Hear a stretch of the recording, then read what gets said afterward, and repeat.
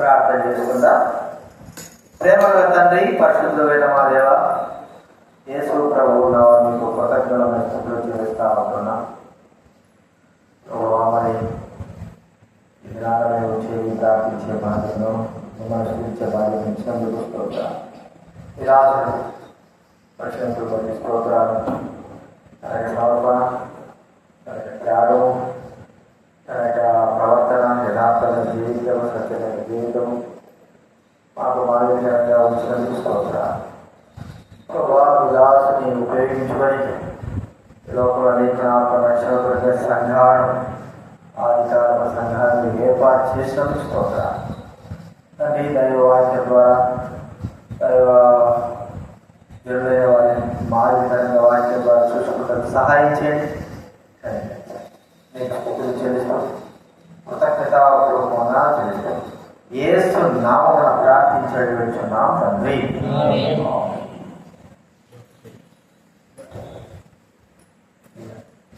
దైవ గ్రంథంలో మనము ఒక వాక్యం 7 నిమిషాలు వాక్యం చూసుకుంటాం. ఈరోజు మరి వర్షం యొక్క పుట్టినరోజు. ఒకవేళ ఇది ఆచారంగా కాదు కానీ మీటింగ్ పెట్టి ఆయన జ్ఞాపకం చేసుకొని ఆయన విశ్వాస జీవితాన్ని కొనసాగించాలనే ఉద్దేశపూర్వకమే కానీ వేరే వాటి కాదు. దైవ గ్రంథంలో నుంచి హెబ్రీ రాసిన పత్రిక 13వ అధ్యాయం. హెబ్రీలు రాసిన పత్రిక 13వ అధ్యాయం 7వ వచనం మనం అందరం కూడా కలిసి చదువుకుందా. హెబ్రీలు రాసిన పత్రిక 13వ అధ్యాయం 7వ వచనం అందరం చదువుకుంటా. హెబ్రీ రాసిన పత్రిక 13వ అధ్యాయం. మీకు దేవుని వాక్యమును బోధించి మీపై నాయకులు కన్నా వారిని జ్ఞాపకం చేసుకుని వారి ప్రవర్తనాపరమును శ్రద్ధగా కలుగుతూ వారి విశ్వాసమును అనుసరించుడి. ఇక్కడ అపోస్తలుడైన పౌలు అది చెబుతున్నమాట. మీకు దేవుని వాక్యమును బోధించి వారి ప్రవర్తనాపరమును, అంటే మీపై నాయకులు ఉన్న వారిని జ్ఞాపకం చేసుకొని వారి ప్రవర్తనాపరం శ్రద్ధగా కలుచుకొనచ్చు వారి విశ్వాసమును అనుసరించుడి. కాబట్టి ఇక్కడ మరి దేవుని వాక్యమును బోధించినటువంటి అందుకే అపోస్తలుడైన పౌలు అన్నాడు, మరి నేను క్రీస్తుకు పోలి నడుచుకుంటున్న ప్రకారం మీరు కూడా నన్ను పోలి చూడండి. కొరింథీ రాసిన పత్రికలో మాట ఉంది. మొదటి రాసిన పత్రిక 11వ అధ్యాయం. కొరింథీ రాసిన మొదటి పత్రిక 11వ అధ్యాయం మొదటి వచనం. నేను మొదటి రాసిన పత్రిక 11వ అధ్యాయం మొదటి వచనం. నేను క్రీస్తును పోలి నడుచుకుంటున్న ప్రకారము మీరు నన్ను పోలి నడుచుకోండి. ఏమిటి? అపోస్తలుడైన పౌలు క్రీస్తుని ఎరిగిన తర్వాత మరి తాను తన జీవితము ఒక మాదిరికరంగా, ఎందుకంటే యేసుక్రీస్తు వారి యొక్క జీవితం మనకు మాదిరికరంగా ఉంచాడు కాబట్టి యేసుక్రీస్తు యొక్క అడుగుజాడలో నడుస్తూ మన జీవితం కూడా ఇతరులకు మాదిరికరంగా మనము ఉంచాలి. ప్రభువు కదా యేసుక్రీస్తు యొక్క మాదిరికరం ఏంటి? మొదటి పేతురు రాసిన పత్రికలో మొదటి పేతురు రాసిన పత్రిక 21వ వచనం తర్వాత మొదటి 2వ అధ్యాయం 21వ వచనం. మొదటి పేతురు రాసిన పత్రిక 2వ అధ్యాయం 21వ వచనం. ఇందుకు మీరు పిలువబడి మీ కొరకు బాధపడి మీరు తన అడుగుజాడల యందు నడుచుకున్నట్లు మీకు మాదిరి యేసుక్రీస్తు వారి యొక్క జీవితం వరకు మాదిరి. ఆ మాదిరిని అపోస్తలుడైన పౌలు అనుసరిస్తూ వచ్చాడు. ఆ మాదిరిని అలాగే యేసుక్రీస్తు వారి క్రీస్తు వలె క్రీస్తుకు మాదిరిగా జీవించినట్టు తన జీవితము తాను కూడా చెప్పగలుగుతున్నాడు. ఏమంటే మీరు నన్ను పోలి నేను క్రీస్తుని పోలి నడుచుకున్నాను, మీరు నన్ను పోలి కూడా నడుచుకోండి. మన తరపు అయిన వారిని కూడా మన యొక్క జీవితము పోలికగా మాదిరికరంగా ఉండాలి. అంటే తరతరాలు దైవపడిన వారి యొక్క జీవితాన్ని ఏమైపోయినాయి మనకు మాదిరికరంగా ఉంటూ వచ్చాయి. పౌరులు మొదలుపడి వేసుకోవడం తర్వాత రేపులే అందరికీ మాదిరికరంగా ఉంటూ వచ్చాడు. ఆయన అనుసరించి పౌరులు పేతులు ఇంకా అందరూ అనేకమైన వారు దైవపడిన వారు మన మధ్య కూడా ఇంకా గత సంవత్సరాల్లో కూడా ఉన్నటువంటి దైవపడిన వారు కూడా వారు మాదిరికరంగా జీవించాలని మనం చూస్తా ఉన్నాం. ఏమిటి ఎలాంటి యొక్క మాదిరికరమైన జీవితం? ఒక మనం ఆలోచించగలిగితే అపోస్తుడైన పౌలు జీవితాన్ని మనం ఒకసారి మాదిరికరంగా తీసుకుంటే ఆయన అన్నాడు కదా, నేను క్రీస్తుని పోలి నడుచుకుంటున్నాను, మీరు కూడా ఏం చేయాలి, నన్ను పోలి నడుచుకోండి. కాబట్టి పౌలను చూసి నేర్చుకోవలసినటువంటి మరి మాదిరికరమైన జీవితం ఏమిటి? పౌలను చూసి నేర్చుకోవలసిన మాదిరికరమైన పౌలు చూసి మనం ఎన్నో విషయాలు మనం మాదిరికరంగా తెలుసుకోవచ్చు. మనం ఆలోచించగలిగితే పౌలు జీవితంలో ఎలాంటి యొక్క మాదిరికరమైన జీవితం ఉంది అని మనం ఆలోచిస్తే ప్రభువుని ఎరిగిన తర్వాత ప్రభువుకు మరి తాను ప్రభువు కొరకే జీవించాలనే ఆ ఆశ. అంటే అపోస్తలుల గారు 9వ అధ్యాయంలో మనం గమనించగలిగితే ప్రభువాన్ని వివడము అన్నప్పుడు నేను విశ్వసిస్తున్నా యేసును అన్నప్పుడు నిజంగా ప్రభు యొక్క జీవితము మరి తన కళ్ళకు కట్టేది ఈయన నిజమైన దేవుడు. అంతకుముందు యెహోవా దేవుని యొక్క ధర్మశాస్త్ర ప్రకారంగా మరి జీవించడానికి అనేకమైన వారిని చెప్పడానికి కూడా ఇష్టపడిన వ్యక్తి ప్రభువు తనతో మాట్లాడడం కానీ ప్రభు కొరకే తాను జీవించాలనే ఆశ తపన కలిగిన వారుగా చూసుకుంటున్నాం. రెండవ మాట ఉంది, మనం బ్రతికినను ప్రభు కోసమే, చనిపోయినను ప్రభు కోసమే. ఇక్కడ మాట్లాడండి, కొన్ని రాసిన పత్రికలు ఉన్నా ఎవడో తన కోసమే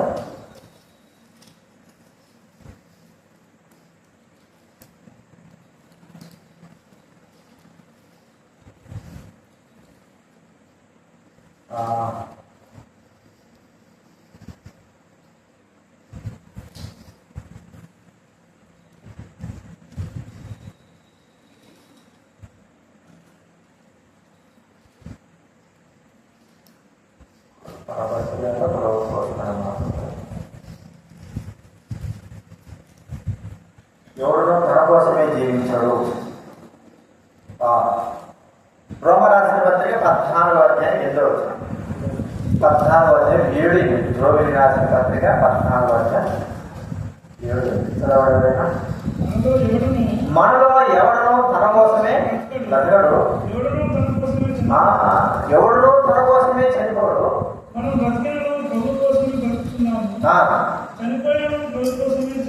చనిపోతున్నాము ప్రభువారమై ఎంత చక్కటి మాట. ఎవరు కూడా నిజంగా ప్రభుని మనం మన కోసం జీవించాక అపోస్తులైన పౌలు ప్రభువుని ఎదిగిన తర్వాత ఒక మాదిరికరమైన జీవితం ఏంటంటే ప్రభు కొరకు తాను జీవించాలంట. మన జీవితము మనము ఇప్పటికైనా సరే ఎవరి కొరకు, కుటుంబం కొరకు లేదు, లోకం కొరకు లేదు, వారి కొరకు వీరి కొరకు జీవించాలి కదా. లోకంలో మనం విశ్వాసాన్ని మనం చూస్తాం, వారు ఎవరి కొరకు జీవిస్తున్నారు అన్నట్టుగా కనబడతా ఉంటుంది వారి జీవిత విషయం. అయితే అపోస్తలుడైన పౌలు యొక్క జీవితం మాదిరికి మనం చూస్తే ప్రభువు కొరకే తాను జీవితం. అందుకే గలతీ రాసిన పత్రిక 2వ అధ్యాయం 20వ వచనంలో, గలతీ రాసిన పత్రిక 2వ అధ్యాయం 20వ వచనం చూస్తే చూడండి, గలతీ రాసిన పత్రిక 2వ అధ్యాయం 20వ వచనం, గలతీ 2:20,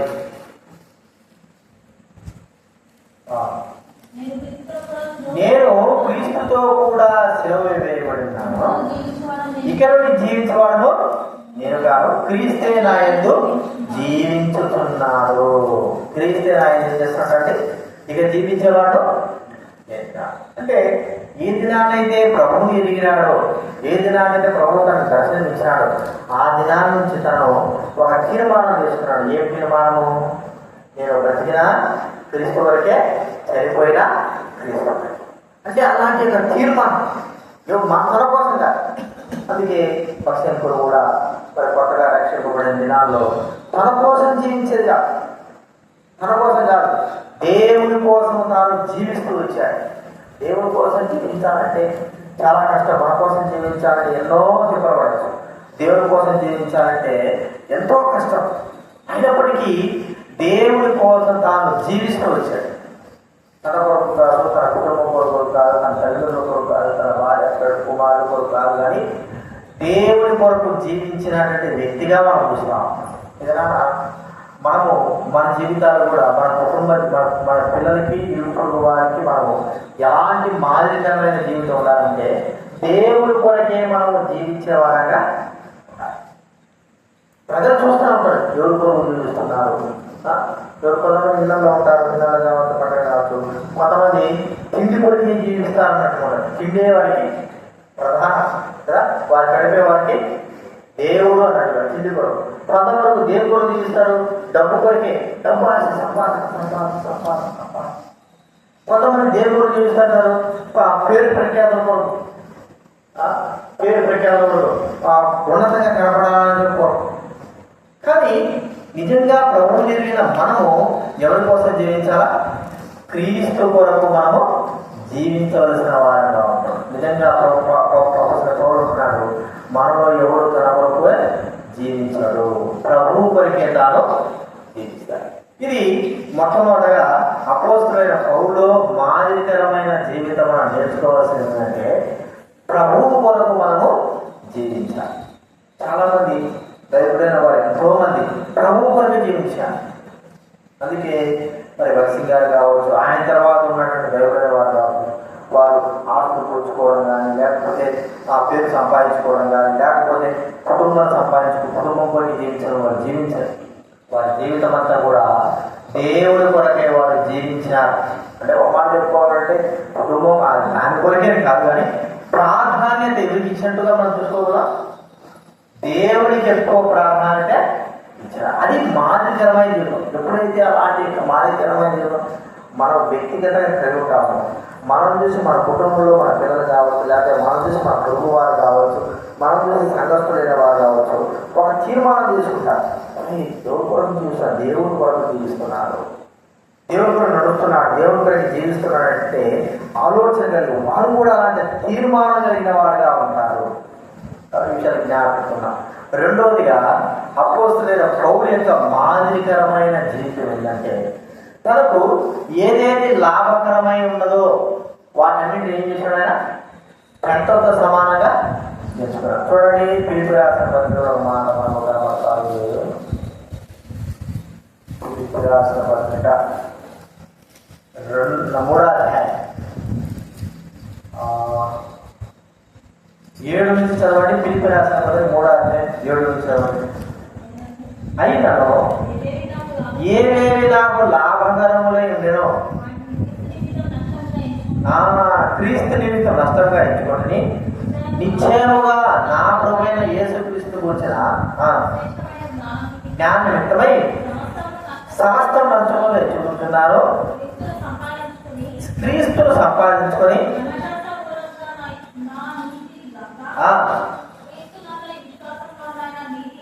అనగా గెలవాడనై అమ్ముడు నిమిత్తము కలగవలనని ఆయన మరణ విషయంలో ఆయనను ఆయన పునరుద్ధారము ఎరుడు నిమిత్తము సమస్తము నష్టముగా. ఏంటండి అపోస్తలుడైన పౌలు జరిగినటువంటి ఆధిక్యతలో చూస్తే అపోస్తలుడైన పౌలు రోమా యొక్క సైనికుడు, రోమా సైనికుడు. అంటే ఆ దినాల్లో రోమీయులు ఇశ్రాయేలుని పాలిస్తూ ఉంటారు. రోమా సైన్యం అనేది చాలా బలమైన సైన్యం. దాంట్లో ఒక సైనికుడిగా సంపాదించుకోవడం గొప్ప స్థానం. బైబిల్ గ్రంథంలో ఉంది, ఒక సైన్యాధిపతి అపోస్తలుడైన పౌలు కట్టేస్తా ఉంటే నీవు శిక్ష విధిస్తే మరి తీర్పు చెప్పక మునిపే నువ్వు శిక్ష విధిస్తావా అంటే, ఇక నేను ఎవరో తెలుసా నీకు, నేను రోమీయుడను అంటారు. రోమీయుడు అంటే బైబిల్ కూడా బైబిల్ పోయి నిజం చెప్పు నువ్వు రోమీయుడైనా అంటే నేను పుట్టుకతోనే రోజు వీడని అంటాడు. పుట్టుకతో అంటే వాళ్ళ నాయన వాళ్ళందరూ కూడా ఎవరు రోమా సైన్యంలో పనిచేసిన వాళ్ళు పుట్టుకతో వీడంటాడు. ఆ సైనికుడు నేను బహు దరిద్రించి ఈ యొక్క అధికారాన్ని నేను అంటే ద్రవ్యం ఇచ్చి అలాంటి అధికారం సంపాదించాడు. అంటే ప్రపోజల్ కోరిక ఎప్పుడు వచ్చింది ఆ అధికారము? పుట్టుకతో వచ్చినటువంటి రోమియా సంతానం. అంటే ఆయన వాళ్ళందరూ కూడా ఆ యొక్క రోమా సామ్రాజ్యంలో పనిచేసి యూదులే కావచ్చు, రోమా సామ్రాజ్యం పనిచేశారు. అది ఒక గొప్ప ఆధిక్యత. ఆ దినాల్లో ఆ సైన్యంలో చేరి అలా ఉండడం అనేది గొప్ప ఆధిక్యత. దాన్ని కూడా ఏం చేశాడు? పంటకు సమానంగా తెచ్చుకున్నాడు. అంత మాత్రం కాదు, బెన్యామీను గోత్రంలో పుట్టినాడు.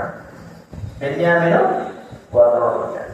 బెన్యామీను గోత్రంలో పుట్టినవాడే కాదు, అంత మాత్రం కాదు, ధర్మశాస్త్రం అంతా కూడా క్షుణ్ణంగా తెలుసుకున్నటువంటి ధర్మశాస్త్రోపదేశుడు పరిశీలి సంతతికి చెందినటువంటి వ్యక్తి. ఇవన్నీ కూడా అతనికి లాభం కలిగజేస్తాయి. పరిశీలి శాస్త్రం లేని వాళ్ళు ఏం చేస్తారు?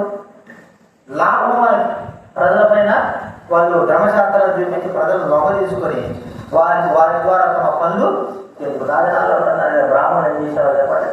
ఊళ్ళో ఉండేవాళ్ళని రెడ్డిస్ కానీ నాయుడు కానీ చేసేవారు.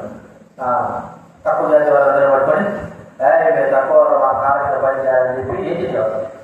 చాలా హింసించేవారు. పనులు తీసుకునే వాళ్ళు, జీతాలు ఇచ్చేవాళ్ళు కాదు, అంటే పనులు ఇచ్చేవారు. అట్లా పరిస్థితి అప్పుడు ఉండేది. అట్లుండే అట్లాగా లోపరుచుకునేటువంటి వ్యక్తులు. కాబట్టి ఇవన్నీ కూడా అపోస్తులైన పౌలు యొక్క జీవితంలో ఒక ఆధిక్యతను సంపాదించి పెట్టే సంబంధంగా ఉన్నాయి. ఇవి ఎవరైనా వదులుకుంటారా? ఎవరు కూడా రాజకీయ నాయకులు ఉన్నాడు అనుకోండి, ఒక ఎమ్మెల్యే అయినాడు, ఉన్నటువంటి దేవుడు దాంతో మాట్లాడితే మనం పోయి వాటిని వదిలేసి ఈ రాజకీయ నాయకులు వదిలేసి దేవుడు మన ప్రార్థనగా దేవుడు గురించా దేవుడు సర్వపరిస్తాడని చెప్పి ఎవరు ఉంటా? రాజకీయ నాయకులు నాకు తెలిసి అంటే ఎవరో అక్కడ జిల్లాలో ఒక అతను ఉన్నాడు, మైకేల్ బాబు ఎమ్మెల్యే. అప్పట్లో రామారావుతో పోటీ చేసిన మైకేల్ బాబు. ఆయన భార్య రక్షణపడి ప్రార్థించి ఎప్పుడు సిగరెట్ తాగేవాడు. రాత్రిపూట తనకు భయం వేసేవాడు. రోజు ఆయన కూడా ప్రార్థిస్తే ఆయన ప్రార్థనకు దేవుడు విన్నాడు. ఆమె ప్రార్థన అతనికి భయం కల్పించి తనకు రక్షణ దయచేశాడు.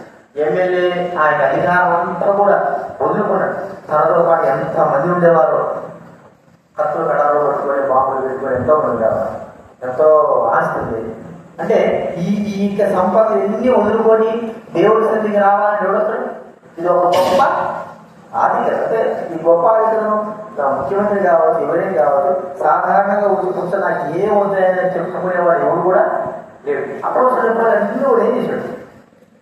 క్రీస్తు కొరకు వదులుకోవాల్సి వచ్చింది. క్రీస్తుని సంపాదించుకోవడానికి ఇవన్నీ కూడా ఏం చేయాలి? ఖచ్చితంగా వదులుకోవాలి. ఇవి ఉండి క్రీస్తు సంపాదించుకోవాలని అదేమిటి కానీ కాదు.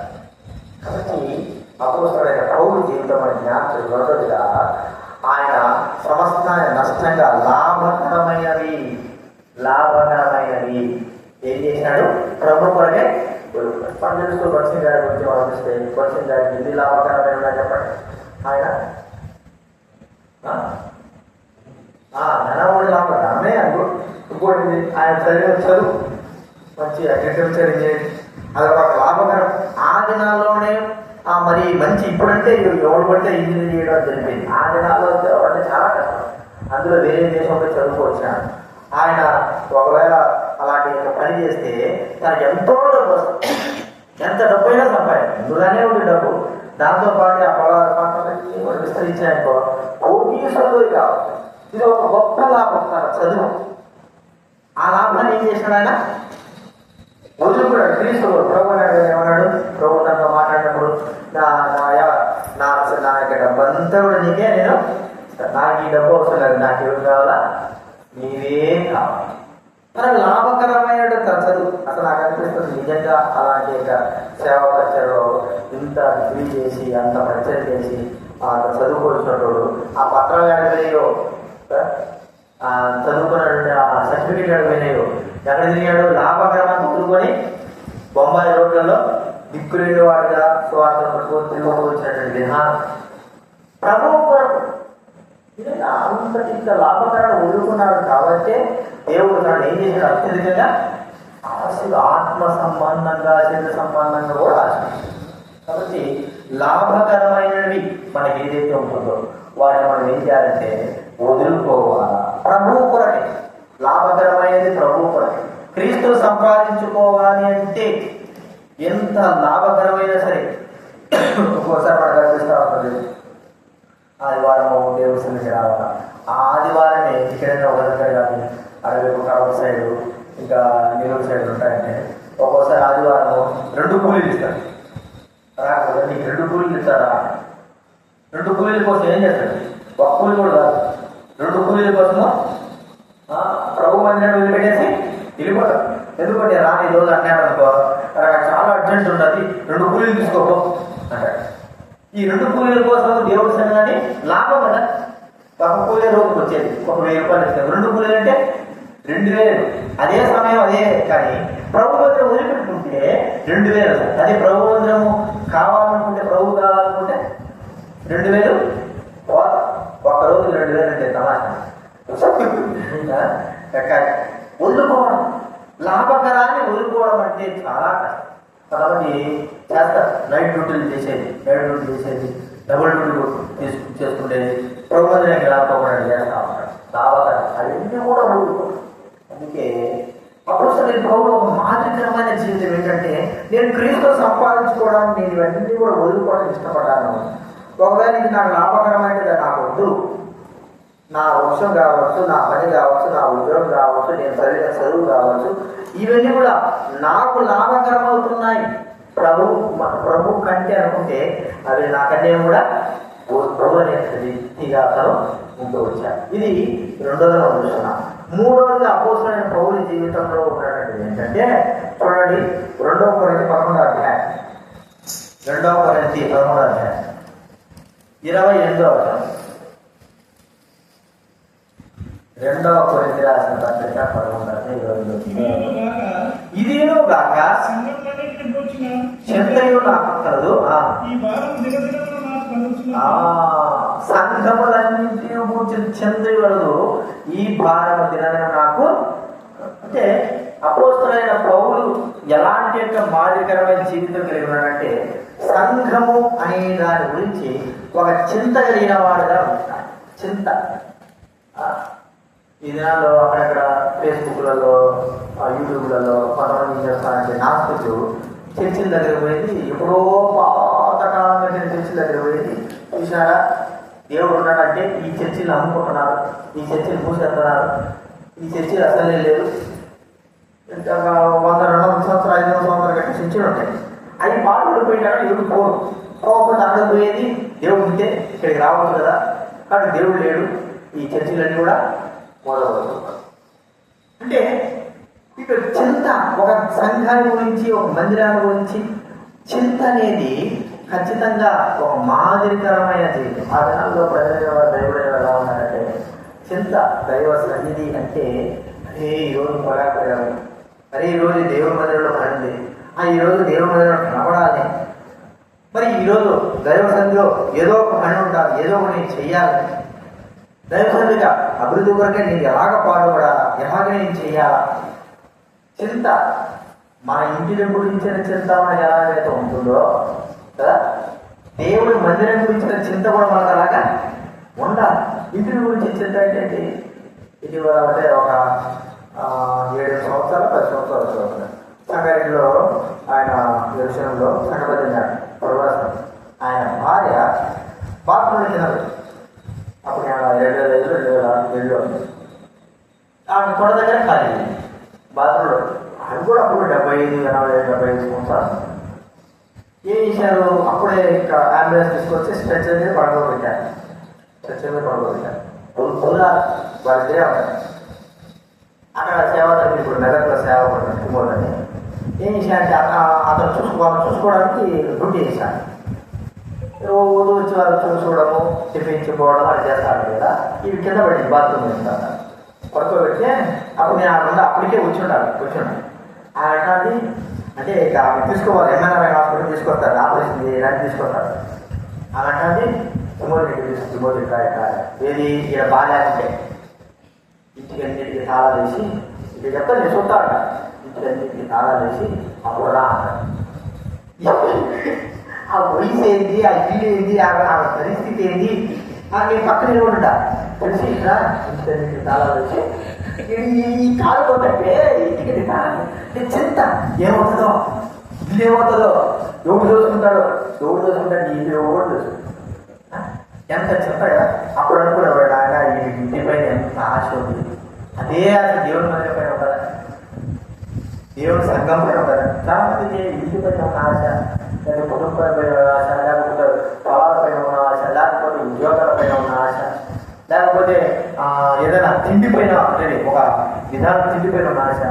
దేవుని మందిరాల పైన ఎప్పుడు కూడా, ఇప్పుడు మన కాలం అనుకో, నా కాలు పైన ఎంతో ఆశ ఉంది.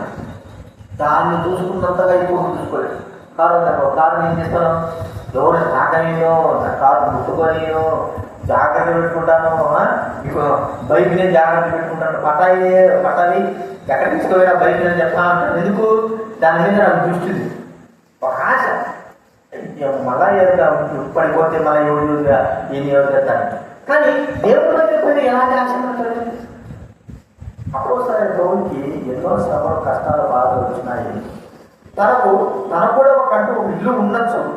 కానీ దేవుని ప్రభువుని తెలుసుకున్న తర్వాత అక్కడ ఒక మాదిరికరమైన జీవితం ఏంటంటే సంఘమును గూర్చినటువంటి చింత తన జీవితంలో కలిగి ఉంది. ఇంటిని గురించి కాదు, పిల్లల గురించి కాదు, లేకపోతే లోకంలో పరిస్థితుల గురించి కాదు చింత. ఏం చింత? సంఘాన్ని గురించిన చింత. అందుకే ఆ దినాల్లో మీరు చూడండి, ఆ దినాల్లో ప్రజలైన వారు ఎలా ఉంటూ వచ్చారు, ఈ దినాల్లో ప్రజలైన వారు ఎలా ఉన్నారు.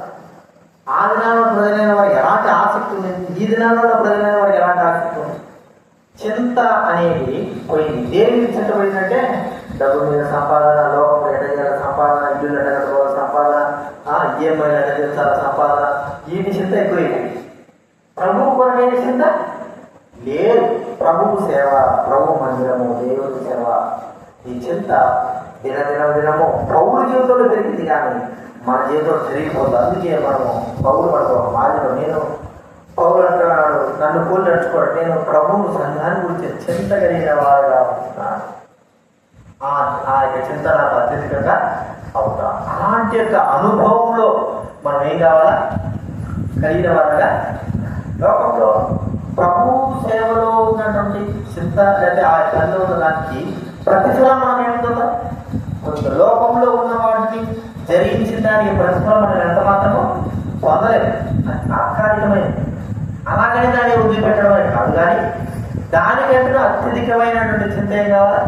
అదే చెప్పండి కదా ప్రభు ఏమన్నాడు మరి ఆ మాటల గురించి. మరి ఏం చేస్తారు చెప్పండి? దేవుడు బాధంతా కూర్చొని వింటారు. మార్గం ఏం చేస్తుంది? పోయింది. ఇక యేసుప్రభుకి ఏ వంటలు చేయాలో ఏమో, యేసుప్రభుకి చేపలు ఇష్టమేమో, రొట్టెలు ఇష్టమేమో, అవి చేయాలి ఈ చేయాలనుకుంటాను. సరే ఒక్కరికే చేస్తే కుదరదుగా. ఒక్కరికైతే ఒక వ్యక్తి చేయొచ్చు. ఆయనతో పాటు 12 మంది శిష్యులు వచ్చారు. వాళ్ళందరూ పోయిన తర్వాత ఈ 12 మందికి పెట్టాలన్నా, కానీ 12 మందికి చేయాలి. 12 మందికి చేయాలంటే ఈ ఒక్క వల్ల ఆగిపోయాడు. ఏం ప్రభా నీకు చింత లేదా? నా చెల్లెలు నాకు సహాయం చేయొచ్చు కదా. దేని చింతగా ఏదో ప్రభుత్వం పెట్టాలా, ప్రభు చేయాలా, అది ఆశ మంచిదే, ప్రభు చేయాలి.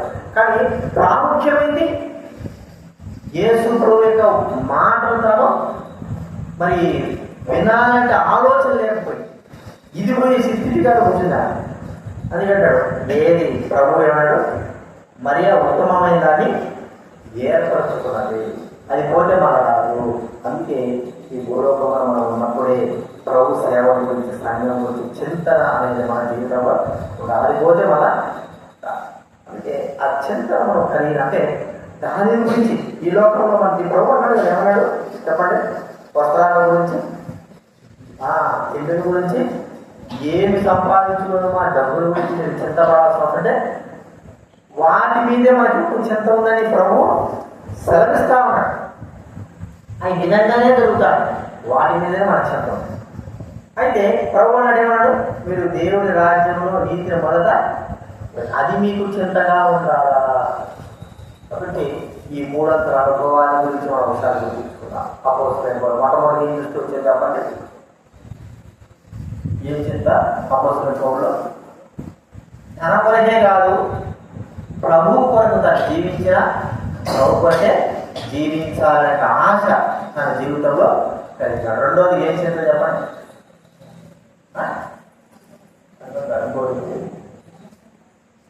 సమస్తాన్ని నష్టం అంటే ప్రభువు సంపాదించుకోవాలనే చింత, లోకము సంపాదించుకోవాలని కాదు, లోకంలో డబ్బు సంపాదించుకోవాలి, పరువు ప్రతిష్టలు సంపాదించుకోవడం కాదు. ఏం చింత? ప్రభువును సంపాదించుకోవాలి, ఆయన ప్రోత్సాహాన్ని శక్తిని అడగాలి, ఆయన యొక్క గొప్పతనాన్ని తెలుసుకోవాలి.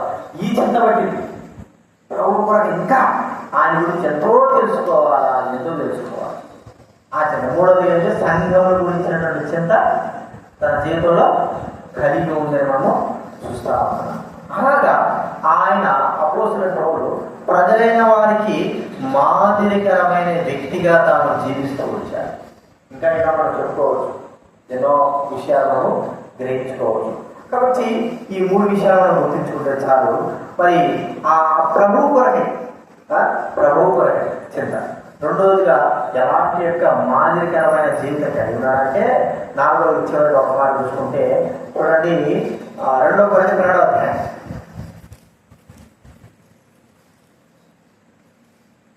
2వ అధ్యాయం 9వ వచనం చదవండి. బలహీనత యందు నా శక్తి పరిపూర్ణమవుతున్నదని ఆయన నాతో చెప్పారు. కాగా క్రీస్తు శక్తి నా మీద నిలిచి ఉన్న నిమిత్తము విశేషమైన బలహీనత యందు బహు సంతోషంగా ఆశ్చర్యపడుతున్నాను. నేను ఎప్పుడు బలహీనను అప్పుడే బలవంతుడు కనుక క్రీస్తు నిమిత్తం తాను కలిగిన బలహీనతలను, నిందలలోను, ఇబ్బందులలోను, హింసలలోను, ఉపద్రవాలలోను నేను సంతోషించుచున్నా. ఇది ఒక మానసికరమైన జీవితం ఏమిటంటే చివరిగా శ్రమ. ప్రభువు కొరకైన శ్రమ కలిగిన వాడుగా ఉండాలా. మరి పేదల రాష్ట్ర పత్రికలు చాలా చక్కటి మాటలు చూడండి. మొదటి పేదల రాష్ట్ర పత్రిక 4వ అధ్యాయం మొదటి వచ్చిన మొదటి పేదలు 4వ క్రీస్తు శరీరమందు శ్రమపడిన కనుక మీరు అట్టి మనసును ఆయుధముగా ధరించుకోవాలి. క్రీస్తు ఏం చేశాడు? శరీరమందు శ్రమపడ్డాడు. అంటే అది మనసులో ఏం చేయాలి? మనము ఆయుధంగా ధరించుకోవాలా. చూడండి, ఇంకో మాట ఉంది. ఫిలిప్పీ రాసిన పత్రిక 1వ అధ్యాయం 30వ వచనం. ఫిలిప్పీ రాసిన పత్రిక 1వ అధ్యాయం 30వ వచనం. ఫిలిప్పీ రాసిన పత్రిక 1:30. మాత్రమే ఆయన పక్షమున శ్రమపడతాయో. ప్రభువు కొరకైన శ్రమ. మన శ్రమ ఎవరి కోసం చేస్తాం? ఎంత శ్రమ అయినా సరే మనము ఎవరి కోసం చేస్తాము? మన పిల్లల కొరకు, మన కుటుంబం కొరకు ఎంతో శ్రమ. మన కొరకు ఆ శ్రమ మనము అనుభవిస్తాం, కష్టపడతాము, బాధపడతాము, ఎంతో శ్రమ పడతాం. ఎవరి కొద్ది ఇది? మన కొరకు. మరి క్రీస్తు కొరకు ఎవరు శ్రమ పడతారు? క్రీస్తు కొరకు ఎవరు వేదన పొందుతారు? ఎందుకంటే ప్రభుత్వ దేవుడు మన కొరకే శ్రమ పడ్డాడు. ఆయన మనకు మాదిరించిపోయాడు. మనం చెప్పుకోవాలంటే క్రీస్తు శ్రమలు అనేది మనకు లేకపోతే మన పరలోక రాజ్య ప్రవేశం అనేది మనకు ఎక్కువ మాట చూడండి. అపోస్తల కార్యం 14వ అధ్యాయం. అపోస్తల కార్యం 14వ అధ్యాయం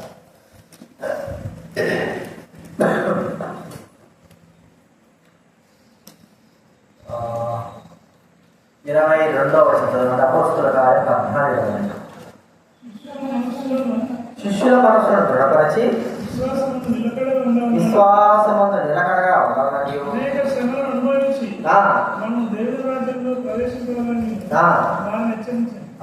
ఏంటంటే ఏ శ్రమలు ఎవరి కొరకు? మన కొరక.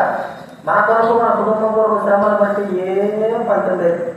అవి చివరికి ఒకవేళ శరీర సంబంధంగా మనకి ఏమైనా సుఖాన్ని ఇస్తాయేమో, కానీ క్రీస్తు దగ్గర మనకి ఎటువంటి బహుమానము అనేది ఎంత మాత్రమో ఉండదు. క్రీస్తు కొరకైన శ్రమ, దైవ సేవ కొరకైన శ్రమ, దేవుని సువార్త కొరకైన శ్రమ, దేవుని పని కొరకైన శ్రమ, దీని కొరకై మనం ఏం కావాలంటున్నాడు? శ్రమ. దైవ రాజ్యం కొరకైన శ్రమ. శ్రమ పడాలి అనుకోవచ్చు. మరి శ్రమ లేకోకుండా సుఖంగా ఉండొచ్చు కదా, సుఖంగా అటు పోవచ్చు కదా. శ్రమ లేకోకుండా పరలోక రాజ్య ప్రవేశం అనేది చాలా కష్టం. ఎందుకంటే ప్రభువు కొరకు ఖచ్చితంగా మనము ప్రతి వ్యక్తి శ్రమ. సెయింట్ ఫ్రాన్సిస్ అయినా గొప్ప రాజు, ఇప్పుడు ఎన్నో సంవత్సరాలు యేసు ప్రభు తెలుసుకున్న తర్వాత ఒక రాజు తెలుసుకున్న తర్వాత వెంటనే తన రాజ్యాన్ని వదిలిపెట్టేశాడు. ఎట్లాగా ప్రభు కొరగా వెళ్ళాడంటే, మరి తన తండ్రి ఎవరో అన్నాడంట, నీవు సంపాదించింది నీ బట్టలు కూడా నీవి కావు, నీ చెప్పులు కూడా నీవి కావు అని వదిలిపెట్టుకోవాలి. బట్టలు తీసేసి ఓన్లీ గోషపాద కదా పాతకాలం ఉండేది, అప్పుడు డ్రాగన్ ఆడని ఈ మాత్రం పెట్టుకొని బయటికి వెళ్ళిపోయాం. చెప్పులు లేకపోం క్రీస్తు కూడా చేసినాం. ఇప్పుడు మన గుడి బాగా వచ్చింది. ఆ గుడి ప్రభు ఏమన్నాడు, తండ్రి ఏమన్నారు, తండ్రి ఆయన బాగా తీసి భక్సింగ్ గారు కాలేజీలో పెట్టాడు. కాలేజీలో పెడితే నాకు వద్దు నాయన అలా చూద్దు, నేను ప్రభు కొరకు శ్రమ పడతాను. ఎన్ని సంవత్సరాలు శ్రమ పడ్డాడు? కొన్ని సంవత్సరాలు, 6 సంవత్సరాల వరకు కూడా ఆయా ప్రాంతాల్లో ఆయన శ్రమలు చెప్తే తిమోతికి చెప్పేవాడు. బాంబే వీధులు పోరాడు, తిమోతి ఇదో ఈ వీధిలో నేను సువార్తలు పట్టుకొని నడుస్తా సువార్త చేస్తాడు.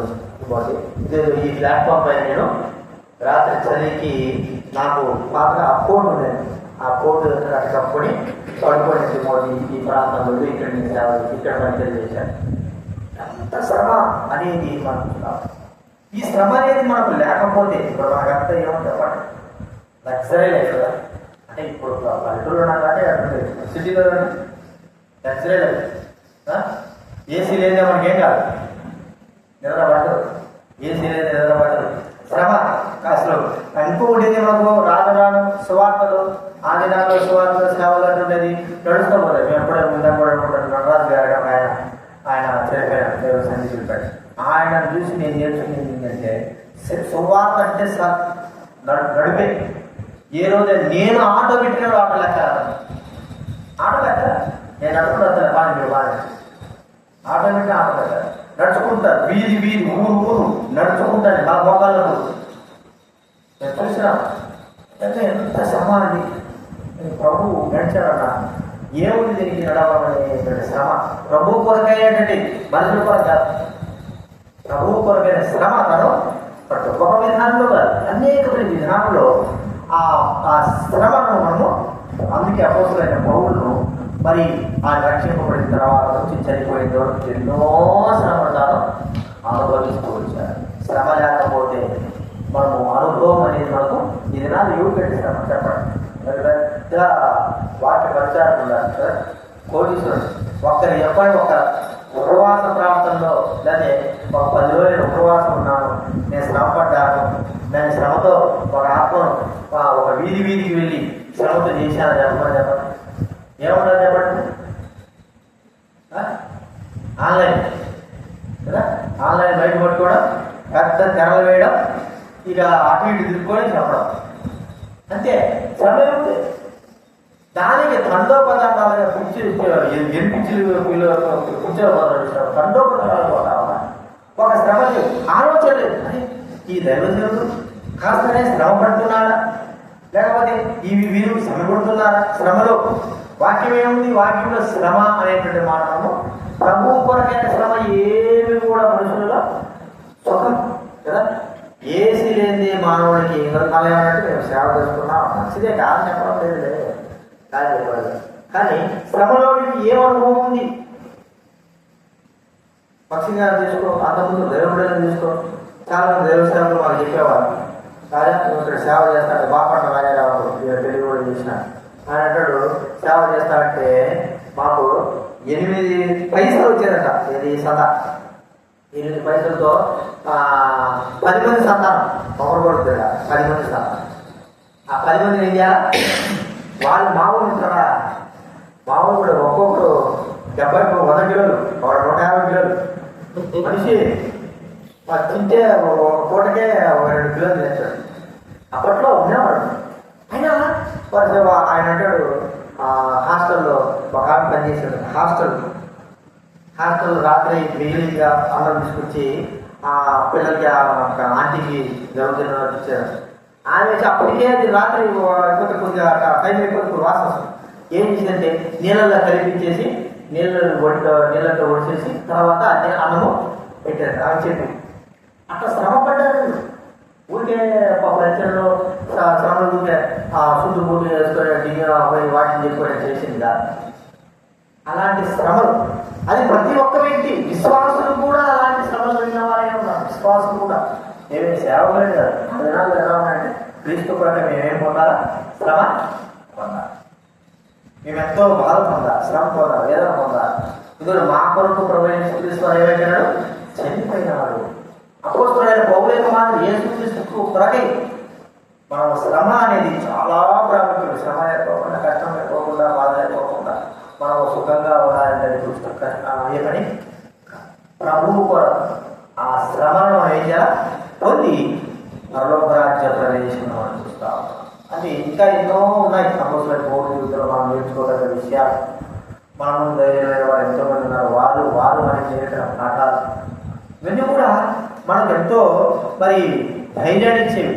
నడిపింపు వారినా లేదా మన మీద జీవించలేకపోతున్నా, వారినా లేదా మన మీద ఉండలేకపోతున్నా, వారి శ్రమకు ప్రభు కూడా శ్రమ పొందలేదా మన మీద పొందలేకపోతున్నా. కాబట్టి ఆ సేవా పరిచర్య శ్రమ పరిచర్యలో దైవుడైన మనకు మాదిరికరంగా ఉంటుంది. అపోస్తలుడైన పౌలు తన జీవితాన్ని మనకు మాదిరికరంగా ఉంచిపోయాడు. యేసుక్రీస్తు వారు తనకు మాదిరికరంగా ఉంచి ఉన్నాడని తను నమ్మి తన జీవితం కూడా మనకు మాదిరికరంగా ఉంచాడు. అలాగా మన జీవితాలు మాదిరికరంగా ఉండి ప్రభువు సేవలో ముందు కొనసాగిన ప్రభువులకు సహాయం చేయాలి. ప్రార్థన చేసుకుందా?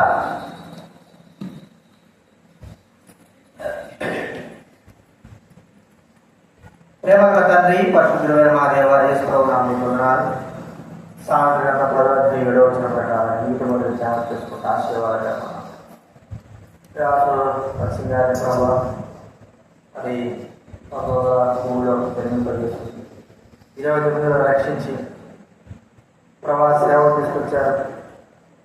కానీ ఎంతో చదువుకున్నప్పటికీ ప్రభా నాకు చదువు నువ్వు కావాలని సేవ తీసుకు ఎంతో శ్రమ పొంది నిజముగా బలపరిచి వాడుతున్న మద్రాసు పట్టణంలో సంఘ క్రమంలో శ్రమ పొంది వారి యొక్క ఆత్మ సంబంధమైన పరిచయం వాళ్ళు తీసుకొస్తూ వచ్చారు. వారి త్యాగము, సేవ, శ్రమ మా మధ్య తీసుకొచ్చింది. కాబట్టి వందల వేల సంఘాలు మేము కూడా రక్షింపబడి మీ రాజ్యంలో చేర్చబడి ప్రభా మీ బిడ్డలతో మరి ఉన్నామంటే ఆ బిడ్డల యొక్క ఆ యొక్క ప్రభా శ్రమ మా దగ్గర వచ్చి మా దగ్గర తీసుకొస్తూ వచ్చారు. జ్ఞానం అపోస్తలుడైన పౌలు కూడా అలాగే ఉంటూ వచ్చింది ప్రభా. అలాగే మేము మా కొరకు కాదు మీ కొరకు జీవించాలి ప్రభా. మీ కొరకే జీవించాలి. నష్టంగా అన్నింటినీ నష్టంగా ఎంచుకోవడానికి సహాయం ప్రభా. చింత లోక చింత కాదు ప్రభా. మీ సేవ, మీ పరిచయం మందిని గురించి చింత కలిగిన వారంగా, మేము ప్రార్థించే వారంగా, అలాగా ప్రవర్తించే వారంగా సహాయం ప్రభా. మీ కొరకై, మీ సేవ కొరకై, పరిచయం కొరకై శ్రమ, బాధ, వేదన అనుభవించేది కూడా మా కొరకై మీరు శ్రమ పొందారు. మేము అలాంటి అనుభవంలో ఉండడానికి మా తర్వాత మా తరమైన వారికి ప్రభా మేము మాదిరికరమైన జీవితం కలిగి ఉండడానికి కొరకై మమ్మల్ని సిద్ధపరచవలసిన అవసరం. సేవ పరిచయం ముద్రించారు, పరిచయం ఇప్పుడు కూడా నిలబెట్టి వచ్చారు. ఇక ఎంతో స్తోత్రాలు. అనేకమైన దేవ సేవకులు, విశ్వాసాలు, రక్షణ వచ్చారు. అనేకమైన వారు ప్రభావ పరలోకం యొక్క ఆనందాన్ని చూడగలుగుతూ వచ్చారు, సమాజంలో వచ్చారు, విశ్వాసం చూడగలుగుతూ వచ్చారు, సత్యాన్ని చూడగలుగుతూ వచ్చారు ప్రభావ. అనేకమైన వారు ప్రభావ కుటుంబాల నుంచి, లోకం నుంచి విలువేయబడుతూ శ్రమ పొందుతూ వచ్చారు. ఇక్కడ జీవిస్తూ వచ్చారు ప్రభావ. జ్ఞానం విలాసం తీసుకొచ్చారు. ముందు జీవితాల్లో మరి సంవత్సరాల్లో ఇంకా కొత్త దేవ మరి ఈ సంఘంలో సావాలు మరి ఒక నియోజకుడు కూడా మీరు లేవనెత్తండి, నడిపించండి. నాయకులు కట్టలేదు తిరుగుతున్నట్టుగా ప్రభావ నాయకులు వేసుకోవడం పరిస్థితులు విజయవంతం మంచి నాయకుడిని ప్రభావం అలా మీరు లేవనెత్తండి. ప్రార్థనాపరుడు సంఘాన్ని సహాయం. ఇక్కడ కూడా ప్రభావ ఇప్పుడు సావాసాన్ని ఏర్పరిచే స్తోత్రాలు. మేము ప్రభుత్వాన్ని జీవించి ఆధునికంగా జీవించడానికి అనుగ్రహించండి, సహాయించండి. మీ చెత్త నెరవేర్చండి. మాకు ప్రభు 13 సంవత్సరాలు 14 సంవత్సరాలు మీరు కాపాడుతూ వచ్చారు ప్రభావ. యాత్రల ప్రభావం నడిపించి వచ్చారు. మీకు స్తోత్రాలు. సేవా పరిచయాలకు సహాయపడినది మీకు కృతజ్ఞత చెల్లిస్తా ఉంటున్నాను. ఇంకో మీ దేశం మేలుపడిస్తూ తీసుకొచ్చారు. వాడి శ్రమంలో సహాయపడుతున్నారు. మీకెంతో బలపడుతున్నాయని సహాయించు. సంఘం యొక్క స్థితిలో మీరు దీవించి ఆలోచించుకున్నట్టయితే ఈ వందనాలు చేసి మీరు తీసుకోవాలి. మీరు రాలేకపోయిన వారిని జ్ఞానం చేసుకో, స్మరణ చేసుకో, ప్రకటన స్థుతులు చేస్తూ యేసు నామమున స్తుతించి బట్టి ప్రార్థించడానికి వచ్చి నామ తండ్రి. తండ్రి దేవుడి ప్రేమయు యేసుక్రీస్తు సహవాసం చేరవచ్చిన వరకు సకల పరిస్థితులకు ఇప్పుడెల్లప్పుడు సదాకాలంతో రెండు రాక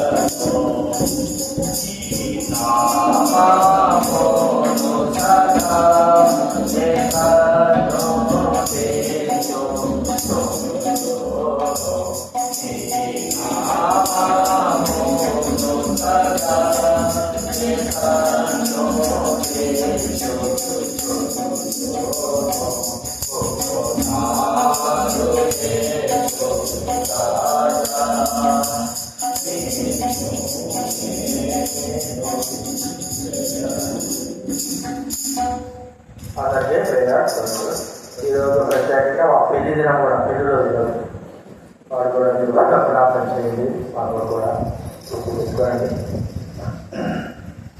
శనివారం 10 గంటలకి అది ఉపవాస ప్రార్థన 10 నిమిషాలు